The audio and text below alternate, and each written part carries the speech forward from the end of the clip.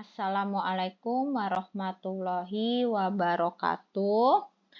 Pada pertemuan yang ke-14, hari ini kita akan membahas topik yang sangat penting dan sangat familiar dengan kehidupan kita sehari-hari, yaitu potensi senyawa bioaktif pada pangan lokal. Di mana di sini kita bisa melihat bagaimana bahan pangan Indonesia yang sangat melimpah ruah ini ternyata mengandung senyawa bioaktif yang luar biasa potensinya untuk kesehatan. Tidak hanya untuk kesehatan, bahkan dapat berpeluang dikembangkan menjadi produk pangan fungsional dan suplemen. Lalu pada agenda kita di pertemuan ke-14 ini kita akan melakukan review terkait senyawa bioaktif.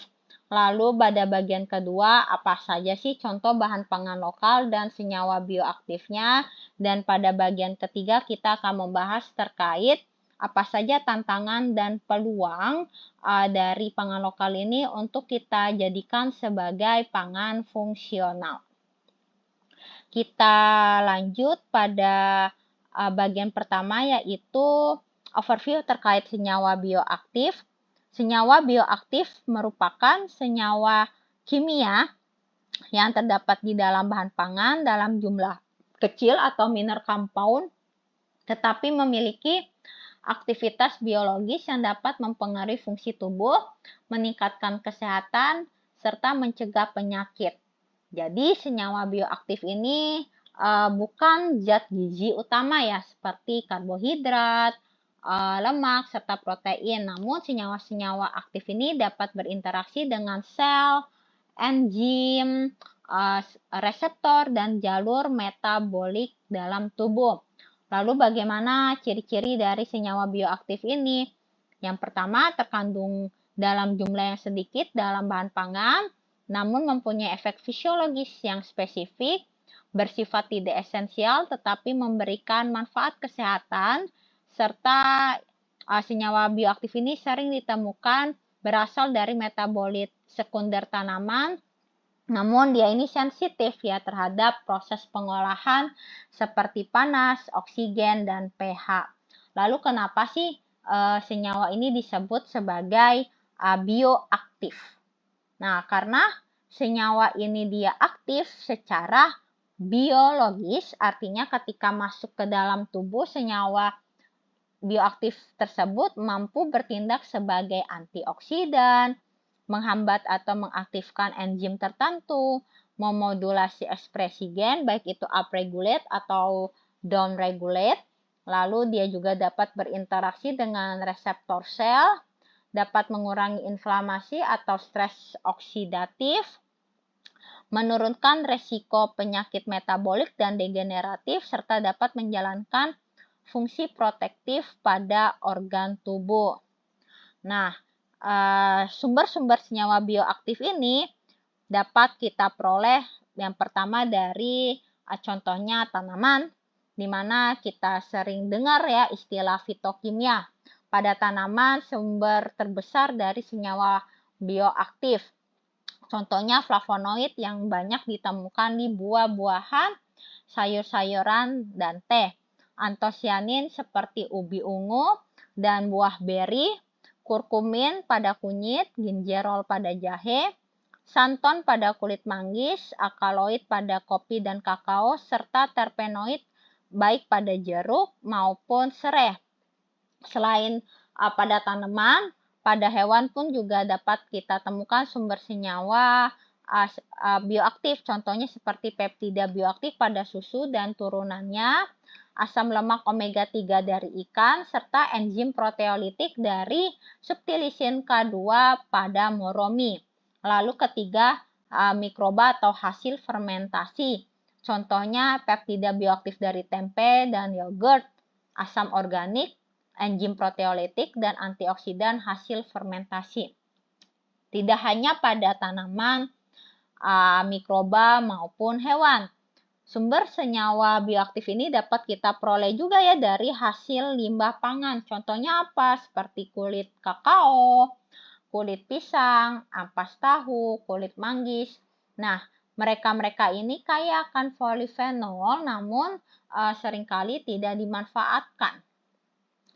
Namun demikian, meskipun jumlahnya sangat sedikit, si senyawa bioaktif ini mereka dapat mempengaruhi metabolisme tubuh serta meningkatkan kesehatan dan bahkan membantu dalam mencegah penyakit baik itu degeneratif maupun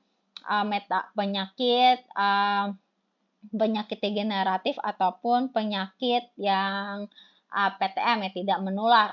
Nah, senyawa-senyawa bioaktif menjadi bahan yang penting bagi berbagai industri pangan dan startup, tentunya yang berbasis pangan untuk mengembangkan produk-produk yang dapat memenuhi permintaan konsumen akan produk yang alami, bergizi, dan bernilai ekonomis.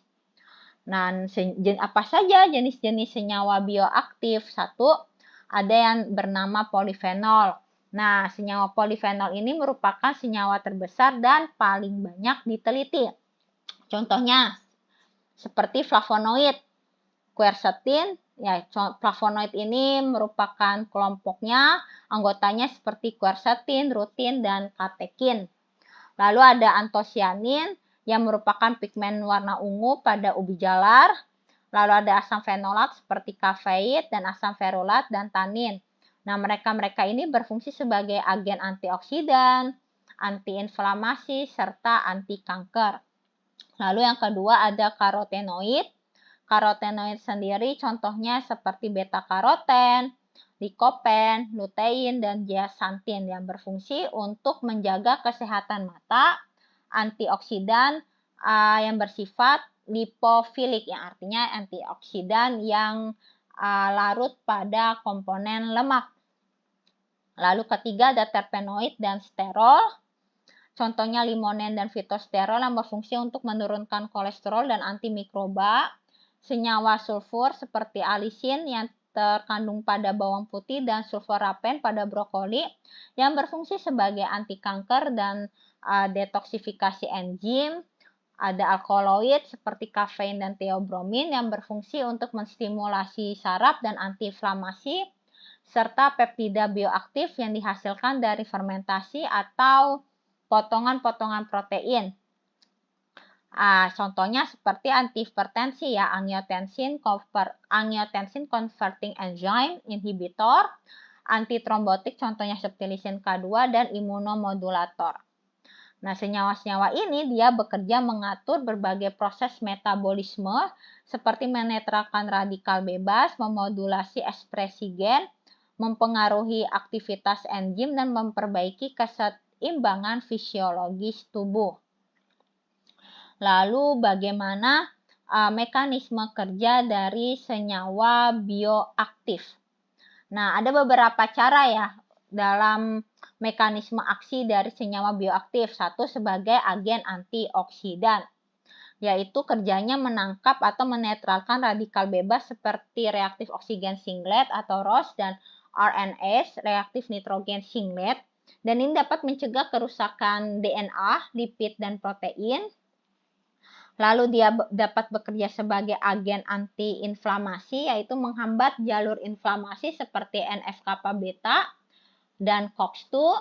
Lalu ketiga, dapat memodulasi ekspresi gen, yaitu mengaktifkan gen protektif misalnya NRF2 dan menghambat gen inflamasi.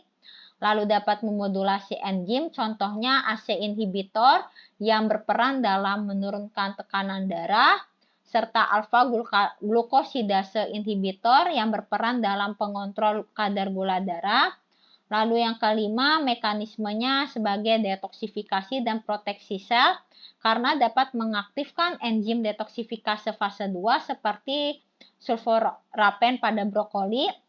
Lalu keenam, dapat berperan sebagai antimikroba dan antivirus seperti gingerol, alisin, dan eugenol. Contohnya kurkumin pada kunyit yang berperan sebagai antiinflamasi, flavonoid pada teh dan kakao yang berperan sebagai antioksidan, serta peptida bioaktif pada tempe dan moromi yang berperan sebagai antitrombotik dan antihipertensi. Nah, ini contoh dari kuliner fermentasi Nusantara di mana ini juga dapat kita sebut sebagai pangan fungsional karena dia juga kaya akan senyawa bioaktif. Namun ada persoalan, apakah senyawa bioaktif ini sama dengan pangan fungsional? Jawabannya belum tentu. Ya, jawabannya belum tentu karena senyawa bioaktif ini merupakan suatu komponen. Sementara pangan fungsional adalah produk akhir yang telah dibuktikan manfaat kesehatannya melalui suatu rangkaian uji ilmiah dan dapat dikonsumsi sebagai bagian dari diet normal. Dengan kata lain, senyawa bioaktif merupakan bahan bakar dari pangan fungsional.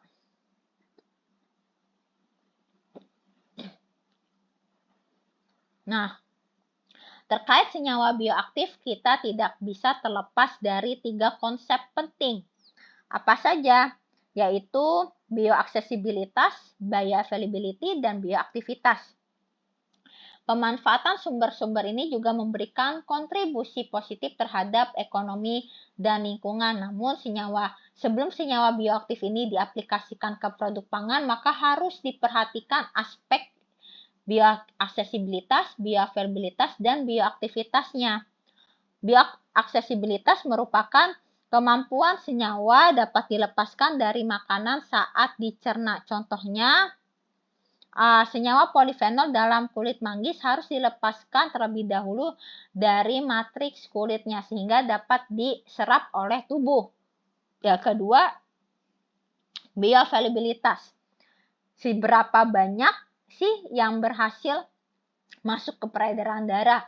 Jadi seberapa banyak komponen polifenol, kurkumin yang berhasil masuk ke peredaran darah. Contohnya, meskipun jumlah kurkumin tinggi, tapi bioavailabilitasnya rendah itu percuma. Nah, kita harus sadari kalau kurkumin ini mudah didegradasi oleh pH dan cepat dieliminasi oleh tubuh sehingga kita harus menjawab tantangan ini dengan menggunakan berbagai teknologi seperti mikroenkapsulasi maupun nanoenkapsulasi. Lalu ketiga ada yang namanya bioaktivitas, yang artinya bagaimana respon fisiologis tubuh manusia saat senyawa tersebut bereaksi dengan senyawa lain untuk membuktikan apakah aktivitas ini sebenarnya di tubuh, bagaimana sih aktivitas sebenarnya di tubuh setelah diserap. Apakah memang benar-benar bisa menurunkan tekanan darah, mengontrol kadar gula darah, bahkan dapat menghambat inflamasi. Nah, faktor-faktor ini menentukan apakah suatu senyawa tersebut benar-benar bisa memberikan suatu efek kesehatan, bukan hanya sekedar dari kandungan yang tinggi dalam suatu bahan pangan mentah.